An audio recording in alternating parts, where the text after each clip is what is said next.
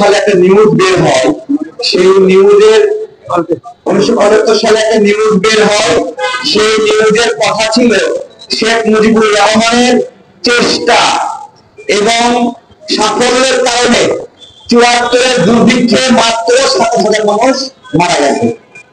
মানে কেবলমাত্র শেখ মুজিব শাসন করেছে তাই মাত্র 7,000 মানুষ 74 সালে মারা গেছে দুর্ভিক্ষে। চিন্তা করতে পারেন, অর্থাৎ ওই সময়ের গণমাধ্যম গুলো কতটুকু বাধ্যগত ছিল যে একটা ব্যর্থতাকেও সফলতা হিসেবে দেখাতে হয়েছে।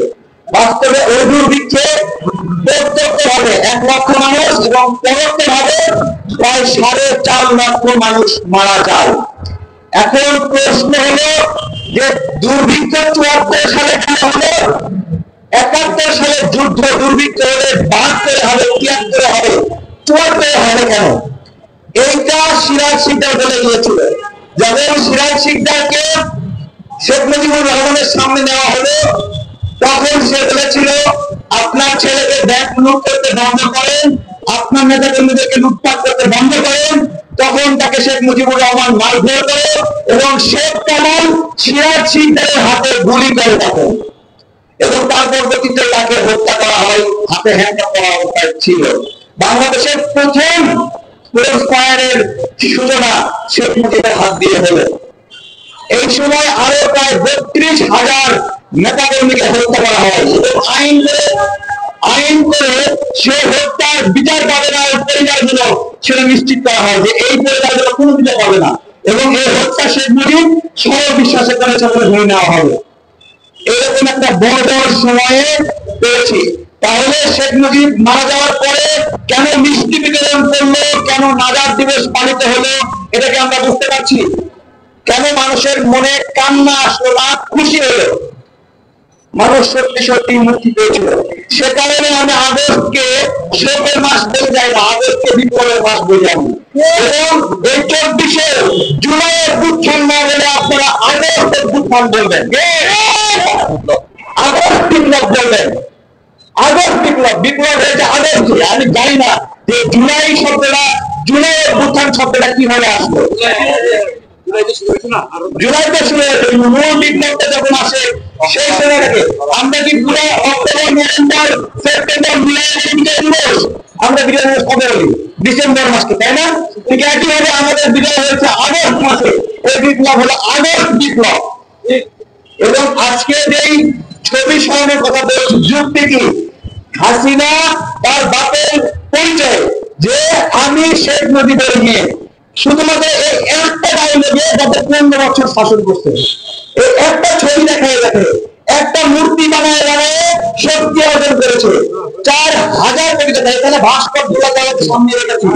বাজার সাক্ষী দেবে শেখ মুজিবের যে মুরাল বানিয়েছে 870 কোটি টাকা, এটা যদি 870 কোটি টাকা ব্যয় হয়েছিল, কত ব্যয় হয়েছে? 1 কোটি টাকা পাইছে শিল্পীরা, শিল্পকর্মের জন্য। আমার কথা মতো ধরেন 18 কোটি টাকা, 19 কোটি টাকা ব্যয় হয়েছে। ব্যয় দেখিয়েছে 117 কোটি টাকা।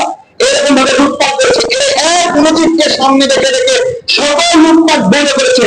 যেহেতু মুজিব ছিল লুটপাটের আদর্শ, যেহেতু মুজিবকে লুটপাটের ব্যবহৃত হয়েছে, আমরা মনে করি এখনো মুজিবের ছবি দপ্তরে থাকার অর্থ হলো শেখ হাসিনার গণহত্যাকে অস্বীকার করা এবং শেখ হাসিনার বিচারকে বাধাগ্রস্ত করা। শেখ মুজিবের ছবি বঙ্গভবন থেকে একটা দরকার হজরতে সরিয়ে ফেলেছে। আমি প্রথমে ধন্যবাদ জানাই মাহফুজকে, এখানে আসিফ ছিল, তাদের এই কাজটা সত্যিকার অর্থে অনেক সাহস পাওয়ার কাজ, এবং সেটা আমরা আন্দোলনের সাথে পারতাম না হয়তো না। তারা এখানে সিদ্ধান্ত নিয়েছে, স্বাগত জানায়। কিন্তু এইখানে পররাষ্ট্র দপ্তরের সচিবালয় সব জায়গায় গতদিনে ঘুরে এসেছি, একটা দপ্তর থেকে মুজিবের ছবি সরাই নাই। তাহলে এই মুজিবের ছবি সামনে রেখে পূজা করাবেন আর মুজিবের বিরুদ্ধে ব্যবস্থা নেবেন, টাকা নিতে হয়। গণ অধিকার পরিষদ আজকে এই জন্যই আমরা প্রদান করেছি যে মুজিব যেহেতু হাসিনাদের খাতায় নাম লিখিয়েছে বাকশালের মাধ্যমে, এবং বিপ্লব শেখ হাসিনা যেহেতু 15 বছর ধরে মুজিবকে সামনে রেখে আমাদেরকে বিতরণ করেছে, অধিকার বঞ্চিত হয়েছে। আমাদের কথা এই মুজিবকে নিয়ে হবে না, হবে না। যদি কেউ রাখতে চায় মুজিবের ছবি, আমরা বলবো সেদিন তার রাজনৈতিক কার্যালয় আছে। যদি কেউ মুজিবকে রাখতে চায় তার ছবি তার ঘরে দিয়ে রাখবে, কিন্তু মুজিবকে সর্বজনীন বানানোর চেষ্টা করবেন না। মুজিব যদি সর্বজনীন হতো, সকল রাজনৈতিক দলকে নিষিদ্ধ করতে না। মুজিব যদি সর্বজনীন হতো, 30,000 মানুষকে হত্যা করতে না। মুজিব কখনো সর্বজনীন ছিল না। মুজিবকে পিতা বানিয়েছে কর্মের খোঁজায়, জনগণের ম্যান্ডেট না নিয়ে, দেশমানি না নিয়ে, নিজেদের ইচ্ছা মতো নিজেদের বাপকে আমাদের বাপ বানিয়েছে। আমরা